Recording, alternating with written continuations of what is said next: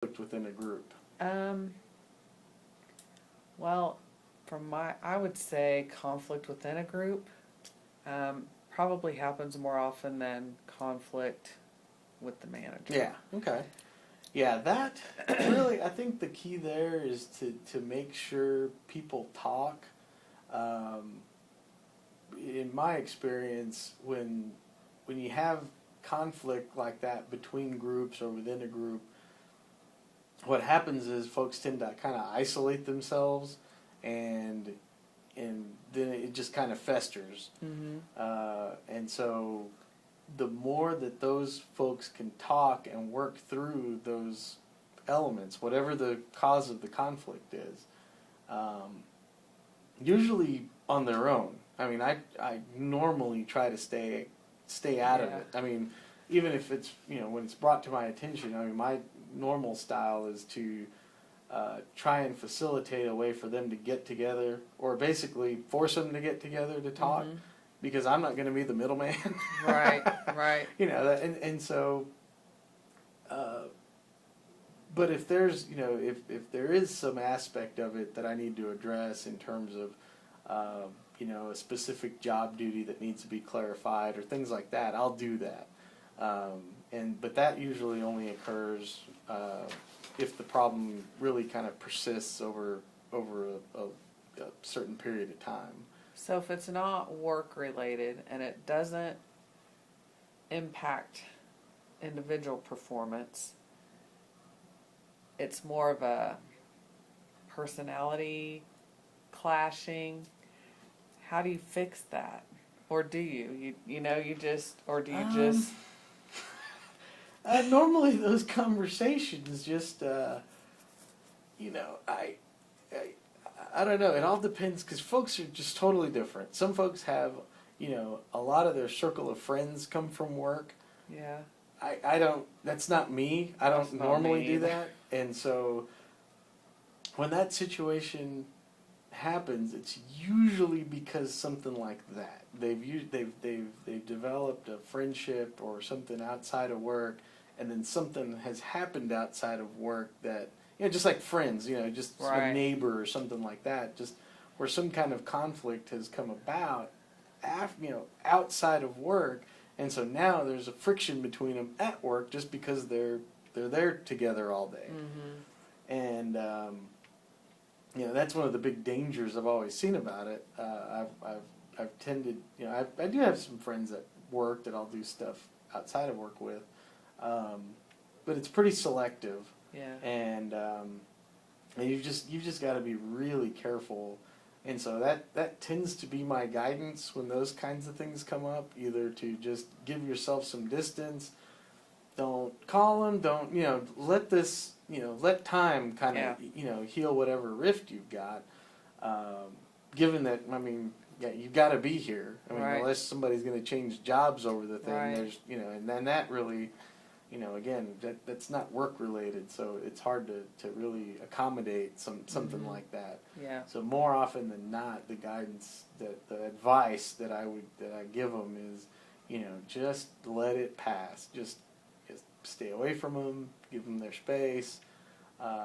Ask them to do the same if they just Mm-hmm. keep hounding you. And at that point, if it really gets to where they're, they've communicated that, and somebody keeps bothering them at work or whatever, then okay, then I'll get involved and say, quit coming around here. Yeah. Leave them alone. If I have to. I mean, that would Right. be extremely, extremely rare. Normally, those kinds of things just tend to work themselves Yeah, out. With over they time. may be distance themselves from each other, and but that works out fine too. Yeah. How do you manage employees' performance reviews, and what is your process for providing feedback to them? Just straight, honest discussions. The thing is, I've always viewed we do them here only once a year, but I'll typically try to stop by and talk to them just periodically, just Right. on a weekly, monthly, whatever basis. So continuous feedback. Absolutely. In my mind, the annual review should just be a summary of the conversations you've had throughout the year. There should be no surprises. Yeah. And that goes for the development plan that goes with it, as far as, are you meeting your goals that we talked about earlier in the year. I mean, we just stay on top of those all year long, so that, again, there's no surprise at year end. And again, along the way, there's, you know, the open discussion as things occur, as individual situations occur. This went badly, this went great. It's a continuous thing. Some folks approach it as just this one annual conversation where they either have nothing to say or all bad things to say, and at that point it's too late. That rating will stay with you for the next year. Right. And you know, so that's, you know, between the formal, you know, what we call the performance management, where you check the boxes and you figure out, you know, you assign a rating. You know, that's very structured. That's, you know, fairly easy to communicate. The harder part is developmentally, where are you going within the organization over time? What do you want to do here? All right. What are your goals? Where do you want to go? Yeah, that's the harder conversation. And you know, that's how Spirit started kind of managing folks now, as far as you know, placing them in different categories based on basically kind of future potential. And that's, you know, that's the harder one, because over time, that's even the evaluation system that basically you've got to make sure that other departments see, in terms of who's getting what promotions and where people are going. If the other departments don't know your people, then they can be behind the 8 ball as compared to folks that may have had more involvement. And so keeping up with that, you know, that's my job, to make sure that these guys get, you know, projects or presentations, whatever, that'll keep them in the eye of even other departments, and that can be a challenge. Yeah, definitely. Okay, my last question. As a manager, what advice would you give a new upcoming manager on developing relationships with coworkers, supervisors, and reporting staff? How to best initiate those relationships? I'd say to start immediately, as far as when you come in to a new spot. There's a real opportunity there. It's almost like meeting your new neighbors that move in down the street. Yeah. There's a certain period of time where... Do you want them to watch your place? You know, where at some point, you're expected to know them. Right. And if you haven't gone and introduced yourself or met them somehow and that type of thing, you run into this awkward period of time that now it's like, oh, we never met them. And so now you feel odd, or you've missed an opportunity, timing-wise, to break the ice or to develop a relationship.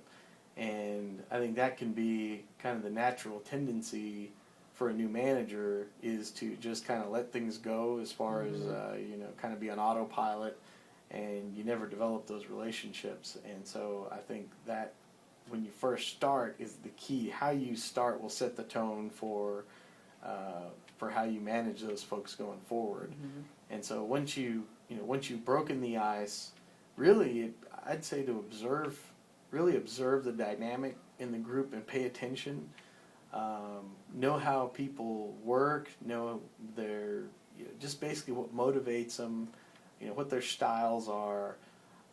Look at work product specifically, you know, be involved in the detail, at least for a while, so that you can identify strengths and weaknesses, those types of things, really to get an overall baseline of understand what you're working with. Right. And, you know, and then at that point you can start tailoring your management based on the individuals in the group. And I think that can be a challenge, especially if you just start trying to use one type of managerial style for the entire group. Right. That's not going to work. Right. I mean, you've got different motivators for everybody, so you've got to really you know, figure it out as you go. Well, good. Thank you All very right. much. I appreciate your time. I don't know how to work this thing. This isn't my phone. No, hit close. Oh.